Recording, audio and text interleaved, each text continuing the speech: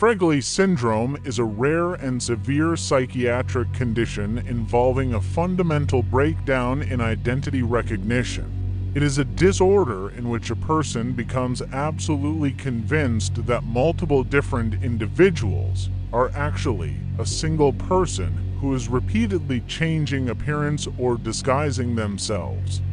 The faces are different, the bodies are different, the voices are different, but the identity feels the same. This presentation explains how the delusion forms, how the brain misattributes familiarity, and why it often escalates into paranoia, fear, and defensive behavior. All information presented here is drawn from clinical psychiatry, neuropsychology, and documented case studies. Section 1. The core mechanism. Human identity recognition relies on the integration of two neural systems. The first is the visual identification system. It processes facial structure, body shape, movement patterns, and physical distinctions. This system allows the brain to differentiate one individual from another based on appearance. The second is the emotional familiarity system. It assigns a sense of knownness to people. The system does not analyze features. It produces an internal signal that says, "This person is familiar. This person has been encountered before." In Fregoli syndrome, the visual system remains largely intact. The patient can clearly see that people look different. They can accurately describe physical differences. They are not visually impaired. The failure occurs in the emotional familiarity system. It activates inappropriately. It assigns the same familiarity signal to multiple unrelated individuals. When the brain receives repeated familiarity signals from different faces, it attempts to resolve the contradiction. And the explanation it produces is this: all of these people must be the same individual in disguise. This conclusion is not symbolic. It is not suspicion. It is a fixed and literal belief. Section 2. Onset and first symptoms. Fregoli syndrome most commonly emerges after neurological or psychiatric disruption. This may include traumatic brain injury, stroke, epilepsy, neurodegenerative disease, or the onset of psychotic illness. Early symptoms often appear as subtle confusion. The patient may say, "That person feels familiar. I've seen him before, even though I don't know where. She keeps appearing everywhere I go." At this stage, the patient is not yet fully delusional. They are attempting to explain repeated feelings of false recognition. As the emotional misattribution persists, the belief solidifies. The patient begins stating, "That's the same person again. He's following me in different forms. She keeps changing her appearance." Once the delusion forms, it becomes rigid. Contradictory evidence does not weaken it. Instead, evidence is reinterpreted as further proof of disguise. Section 3. False familiarity. The defining feature of Fregoli syndrome is excessive familiarity. The patient experiences a powerful internal signal of recognition when encountering strangers. This signal is normally reserved for close acquaintances. The brain interprets this signal as meaningful. It assumes that familiarity must indicate identity. The logic is simple. If this feels like the same person, then it must be the same person. The brain prioritizes emotional input over visual contradiction.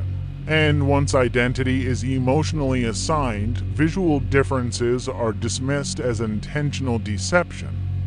This is not imagination. It is the brain treating emotional familiarity as factual data.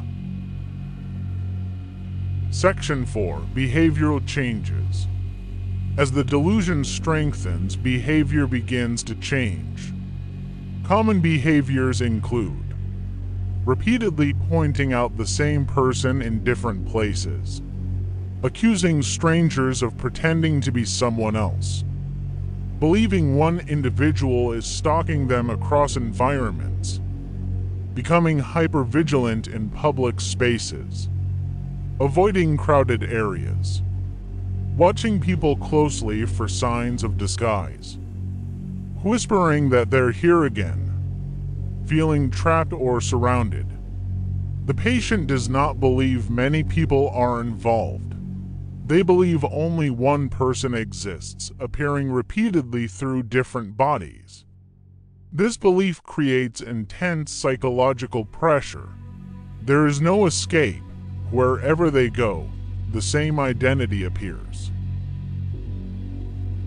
Section 5. Development of paranoia. Over time, the delusion often becomes persecutory. The patient begins to believe that the individual is intentionally following them and that the disguises are meant to deceive, that the person is observing or studying them and their appearances are coordinated. They suspect that there is a hidden motive behind all this. The sense of being targeted intensifies and ordinary interactions feel staged. Public spaces feel unsafe. Fear emerges not from confusion, but from the belief of persistent pursuit. Section 6. Neurological evidence. Clinical studies associate Fregoli syndrome with dysfunction in certain important places. They are the right frontal lobe, the temporal lobe, limbic system circuits, facial recognition networks, and emotional tagging pathways. Neuroimaging suggests abnormal overactivation of familiarity signals. The brain assigns emotional recognition too broadly. In healthy individuals, familiarity is selective, but in Fregoli syndrome, it becomes indiscriminate. The brain attempts to rationalize this error by collapsing multiple identities into one. Section 7. Associated conditions. Fregoli syndrome is most commonly observed in patients with conditions such as schizophrenia, schizoaffective disorder, dementia, Parkinson's disease, Alzheimer's disease, traumatic brain injury, epilepsy, acute psychosis, etc. It may also appear transiently during severe psychiatric episodes. Across cases, the consistent factor is always the disrupted emotional identity processing. Section 8. Risk factors and danger. The condition becomes dangerous when the patient believes the individual intends harm. They feel constantly followed and they believe escape is impossible. The hardest part is that they feel exposed or trapped. The delusion becomes persecutory and defensive instincts activate. In documented cases, patients have confronted strangers and have also attempted to flee environments. They have acted aggressively in perceived self-defense, which could be very dangerous to them as well as others. But these actions are driven by fear, not hostility. The patient believes they are responding to a real threat, and it's the hardest part. Section 9. Clinical management.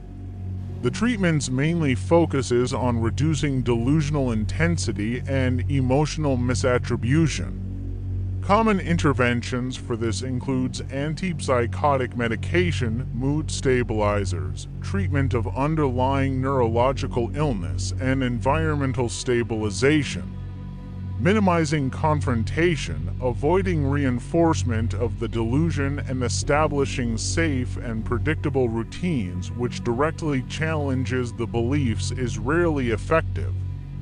The emotional signal must weaken before cognitive correction is possible, and recovery always varies.